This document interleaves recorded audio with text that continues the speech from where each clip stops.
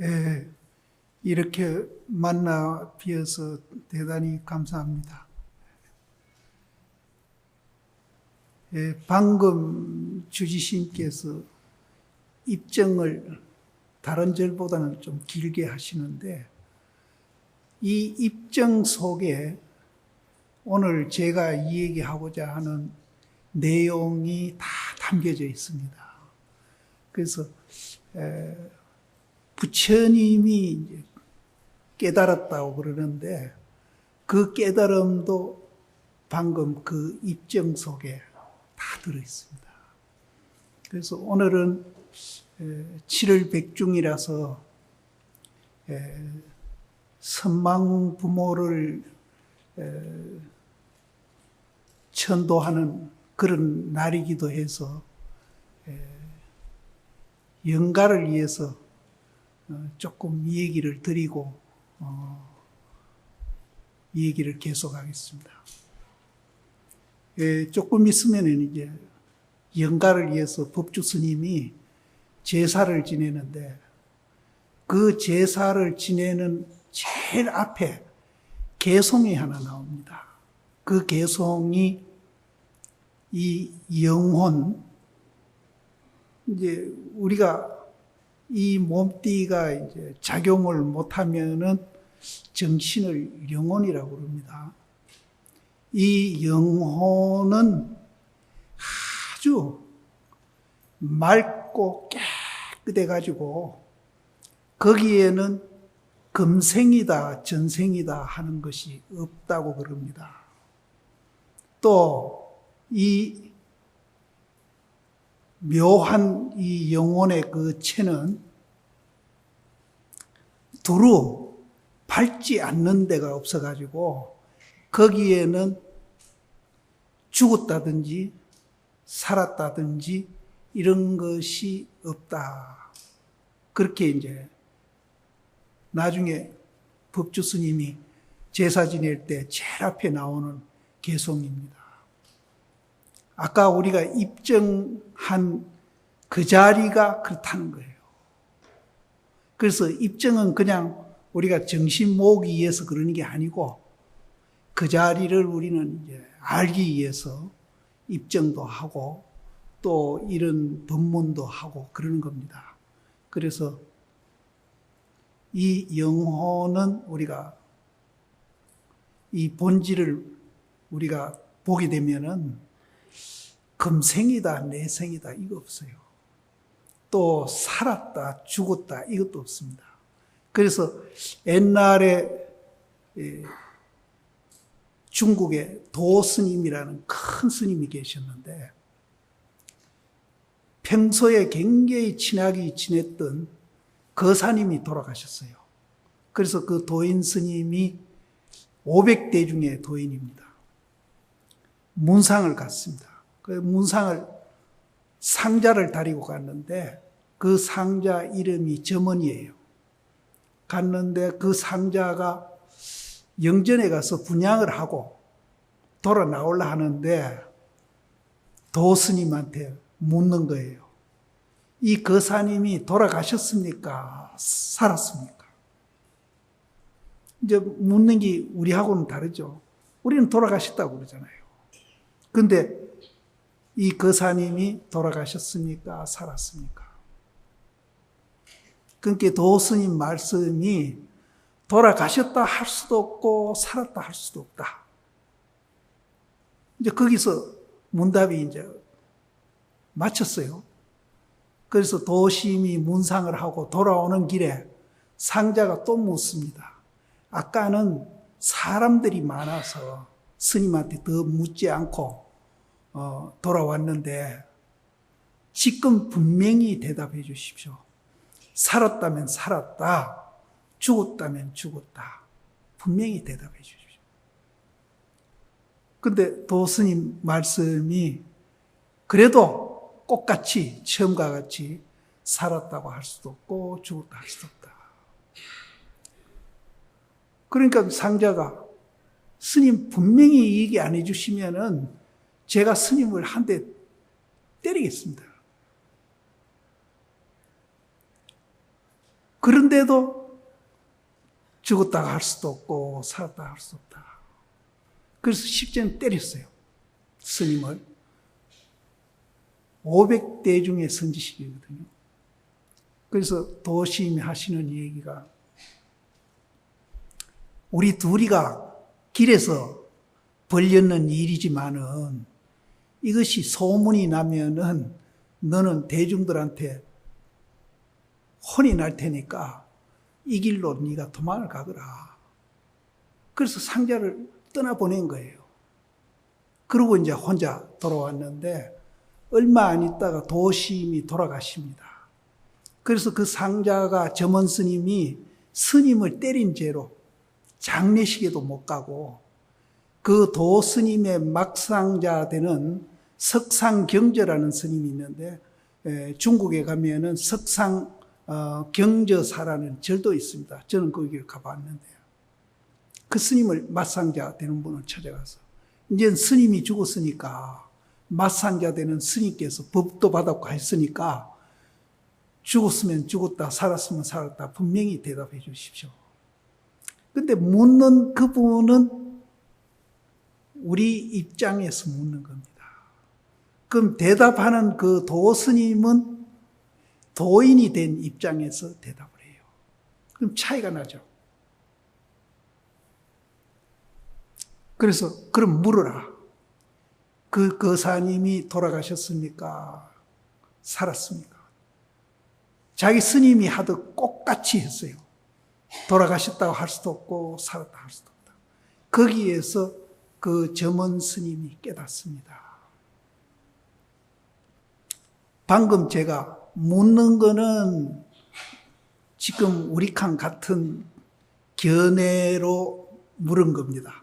우리도 죽었다, 살았다 이렇게 두 가지로 논아놓고 이 얘기를 합니다.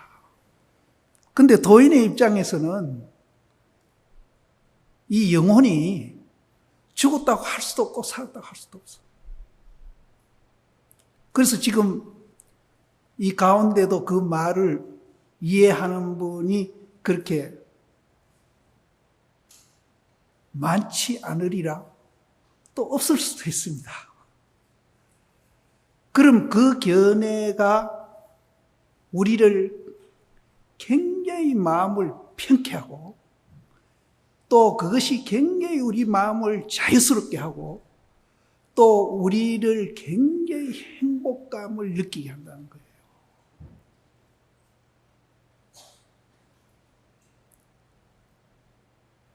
우리가 불교를 배우는 것은 그걸 배우기 위해서 합니다. 부처님 같이 우리가 깨달으면은 지금 우리가 갖고 있는 생각이 바뀐다는 거예요. 그 바뀐 생각을 우리는 뭐라고 그러는가 하면은 마하반야라고 그래요. 지혜라고 그럽니다.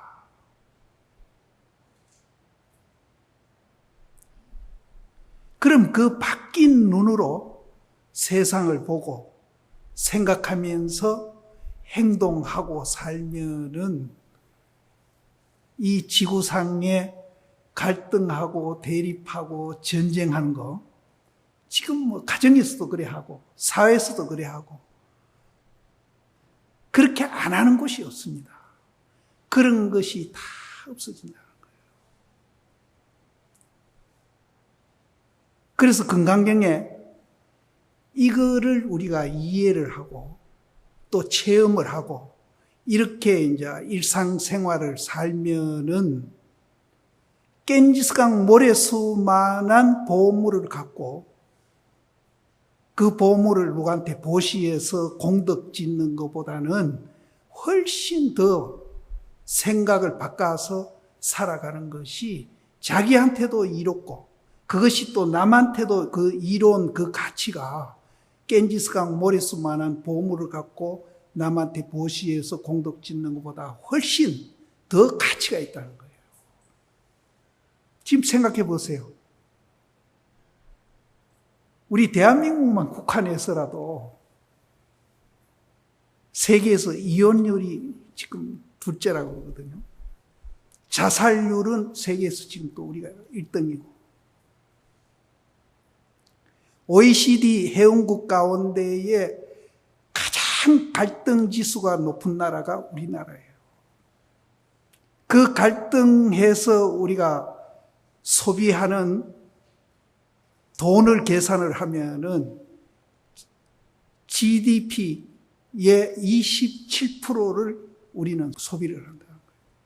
그럼 우리 가정에 1년에 1,000만 원을 버린다면은 270만 원을 싸우느라고 뭐 두들 부수고 상처나가 치료하고 하는데 다 소모하고 있다는 거예요.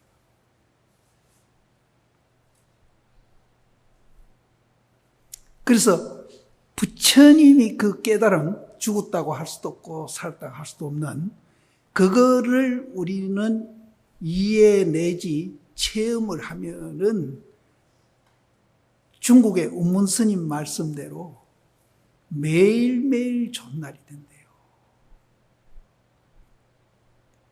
매일매일 좋은 날. 우리는 한 시간에도 좋은 생각, 나쁜 생각 수없이 일으키고 있는데 어떻게 매일매일 좋은 날이 될 수 있느냐 이 말이에요. 그래서 부처님이 깨달음의 그 세계를 우리도 이해하고 깨닫게 되면은 한 서너 가지 요약해서 어떻게 이제 우리 생활이 변하고 우리 생각이 변하는지 제가 말씀을 드리겠습니다. 첫째는 부처님이 그 깨달음의 세계를 이해하고 체험하면은 이해하고 체험은 다릅니다. 그러나 체험까지 가면은 우리가 일상생활의 생각과 행동이 일치해요. 그럼 이해 정도는 은행이 일치까지는 안 가더라도 이해만 하더라도 지금 우리가 이제 마음속에 겪고 갈등이나 괴로움 같은 것이 굉장히 줄어들고 그것을 극복할 수 있는 길이 거기서도 나올 수 있다는 거예요. 그럼 첫째 이제 우리가 부처님의 가르침에 대해서 이해를 하면은 우리 마음이 어떻게 변하는가 하면은 남하고 비교를 안 합니다. 우리가 일상생활에 겪고 있는 괴로움 가운데에 남하고 비교하기 때문에 겪는 고통이 뭐 정확한 데이터는 안 나와 있지만은 80% 내지 90%.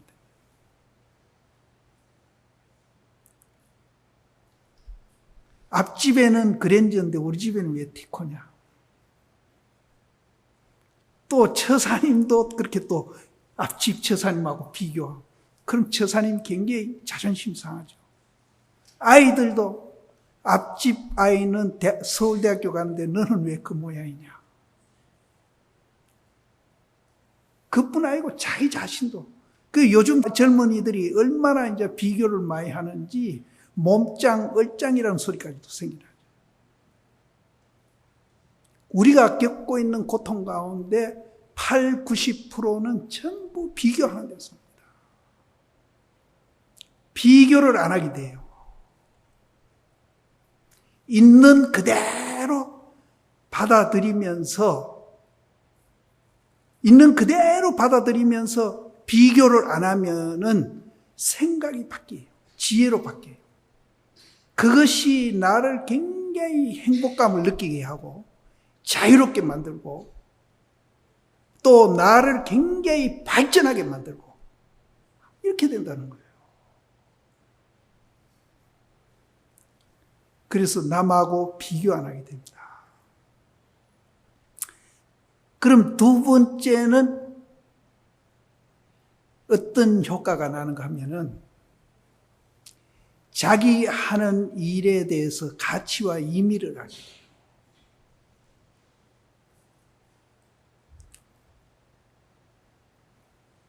근데 우리는 자본주의 체제에 살아서 그런지 돈 많이 벌이는 직장을 자꾸 선호하고 있잖아요.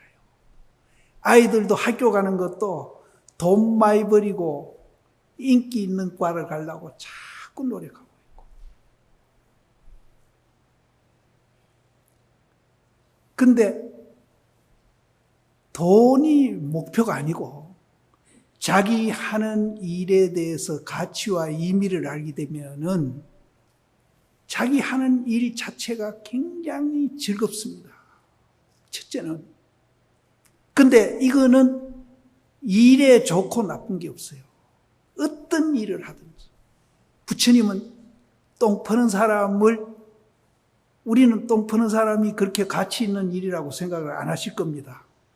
그러나 부처님은 똥 퍼는 사람도 그 일이 얼마나 가치가 있고 의미가 있는지 그거를 설명을 해줘가지고 그 사람으로 하여금 정말로 그 일이 자기도 이해하고 남도 이해하고 이게 가치가 있는구나 하는 것을 알아가지고 정말로 활발하게 정말로 재미를 느끼면서 일을 하도록 그렇게 만들어줘요.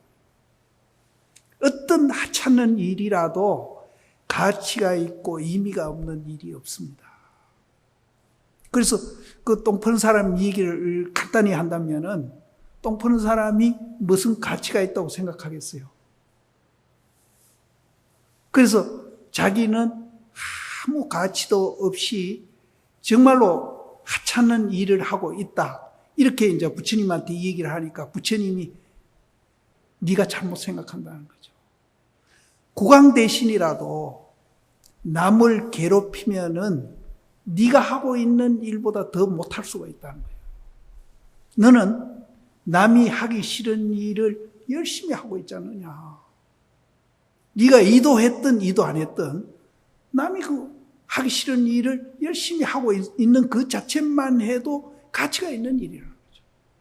또 그걸로 인해서 네가 생계를 잇고 있으니까 남이 하기 싫은 일을 네가 대신해서 해주니까 가치가 있는 일이고 또 그걸로 인해서 네 스스로도 도움을 주고 있으니까 구강 대신이 돼가지고 남한테 괴롭히는 것보다는 훨씬 네가 더 가치 있는 일을 한다. 지금 구강 대신은 누굽니까? 대통령입니다. 역대 대통령이 국민들한테 참 괴로움을 많이 줬죠. 뭐 지금도 예는 아닙니다. 근데 똥 퍼는 사람은 남을 위해서 또 자기를 위해서 이미 있는 일을 하고 있다는 거예요. 그러니까 그 사람이 그 얘기를 듣고 그 이튿날부터 자기는 똥 퍼는 일이 굉장히 보잘것없고 정말로 가치 없는 일인 줄 알았는데 거기에서 가치를 느끼면서 콧노래를 불러가면서 일을 하게 됐다는 거예요. 그러나 나중에 스님이 돼가지고 큰 도인이 됩니다. 그래서 우리가 어떤 일을 하든지 가치와 의미가 없는 일이 없어요. 근데 그걸 모르면은 국왕 대신이 됐더라도 국민을 괴롭혀.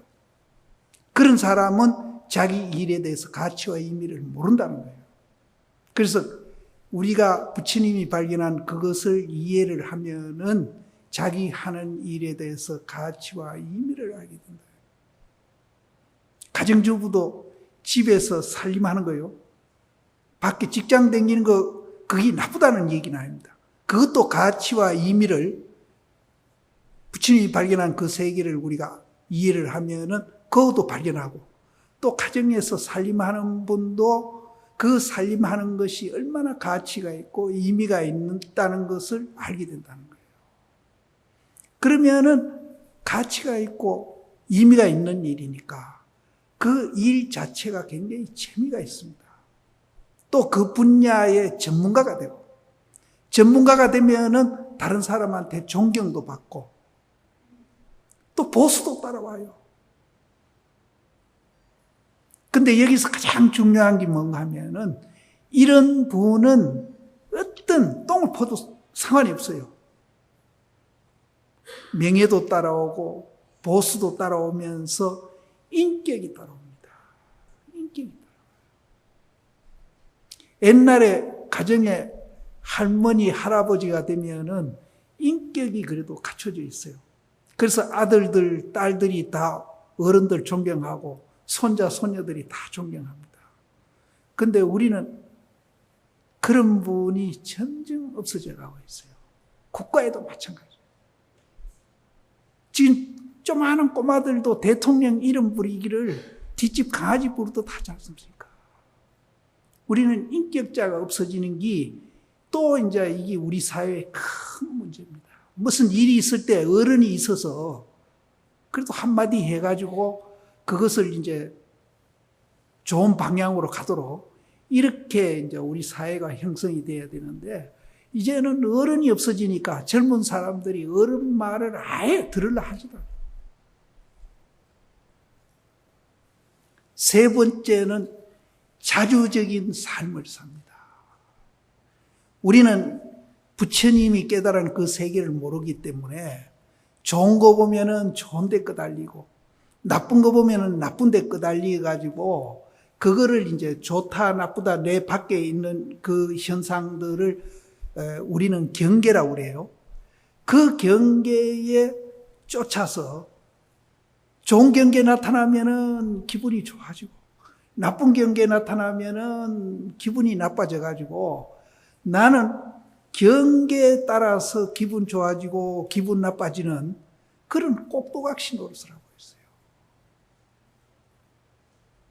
자기 주체의식은 얻어가고 그런 내 밖에 있는 현상의 노예가 돼가지고 한평생 산다는 거예요. 그런 사람입니다. 그것을 그런 경계를 자기가 컨트롤해서 좋은 방향으로 그런 경계도 나쁜 것도 좋은 방향으로 고치고 좋게 할 수 있는 그런 능력은 없어지고 그런 경계의 노예가 돼가지고 평생 그렇게 우리는 산다. 네 번째는 사람과 사람, 또 사람과 물질이 돼도 상관없습니다. 또 사람과 현상, 이런 것들이 지금 방금 얘기한 대로 이제 불평등을 느껴가지고 괴로움도 겪고, 또 주체의식이 없어서 괴로움도 겪고, 또 우리가 가치와 의미를 알아가지고 거기에 우리가 이제 정말로 인격도 갖추고 행복하게도 살아갈 수 있는 길이 있는데 그것을 못하고 우리는 그 바깥에 있는 현상들이나 사람들이나 이런 것들하고 소통해야 한대요. 소통해야 돼요. 그래서 지금 우리나라 대통령도 나를 좀 이해해주고 따라주면 안 되겠나. 그거를 이제 소통이라고 그래요. 그분은. 그러면은 다른 사람이 또 나를 이해해주고 따라주면 안 되겠느냐 하면은 그거는 소통이 안 되죠. 소통이 돼요.